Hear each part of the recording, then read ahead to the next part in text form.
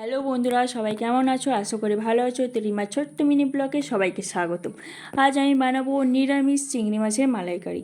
তো আমি প্রথমে চিংড়ি মাছগুলোকে নুন হলুদ মাখিয়ে ভালো করে ভেজে নিলাম। এবার ভাজার পর আমি নারকেলটাকে এখানে পেস্ট করে নেবো।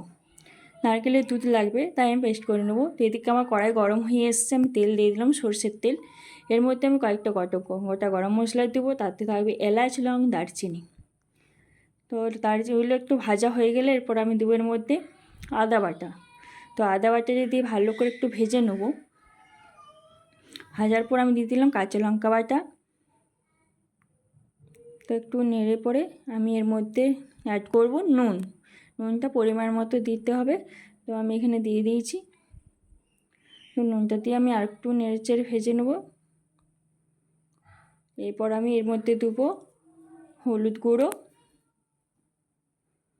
তো হলুদ গুঁড়োটা দিয়ে আমি আরেকটু ভালো করে কষে নেবো মশলাটা। তো মশলাটা আমার মোটামুটি কষা হয়ে এসছে, দেখতে পাচ্ছ আমার মশলার থেকে তেল ছেড়ে গেছে।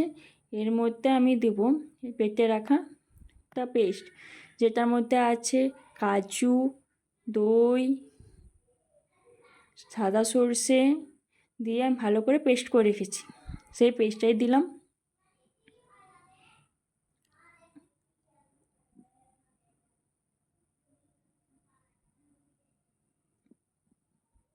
তো মশলাটা দিয়ে পরে আমি ভালো করে মেখে নিলাম।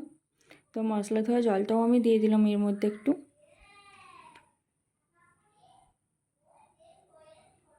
তো আমার আর একটু পরিমাণে জল লাগবে, সেই জলটাও দিয়ে দিলাম। তো এবার ভালো করে আমি একটু কষে নেব।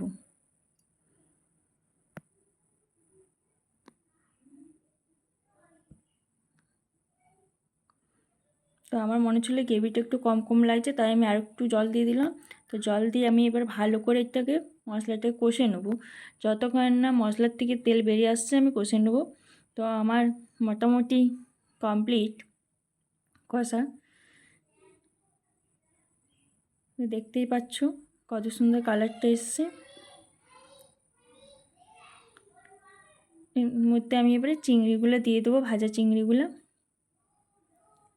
তো তোমরা চাইলে এখানে লাল লঙ্কার গুঁড়ো ব্যবহার করতে পারো, বাট আমি করলাম না, আমি ঘরোয়াভাবেই তৈরি করলাম।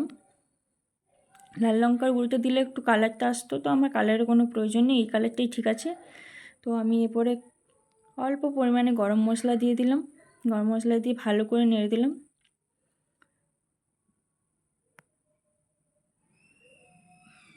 এরপর আমি এখানে একটু অল্প পরিমাণে ঘি অ্যাড করলাম।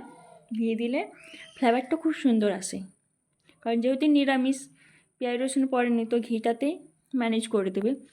তো যাই হোক, মোটামুটি আমার চিংড়িটা হয়ে এসছে। আমি একটুকু ফুটতে দেবো যাতে চিংড়ির মধ্যে মশলাটা ঢুকে। তুমি দেখতেই পাচ্ছ আমার মোটামুটি কমপ্লিট হয়ে গেছে, আমি বন্ধ করে দিলাম। এরপর আমি তোমাদের একটু সার্ভ করে দেখাচ্ছি। তো কেমন লাগলো আমার রেসিপিটা অবশ্যই কমেন্ট করে জানিও। যদি ভালো লাগে অবশ্যই লাইক, কমেন্ট, শেয়ার করতে ভুলবে না। আর আমার ইউটিউবে একটা চ্যানেল আছে, সেইটা সাবস্ক্রাইব করতেও ভুলবে না।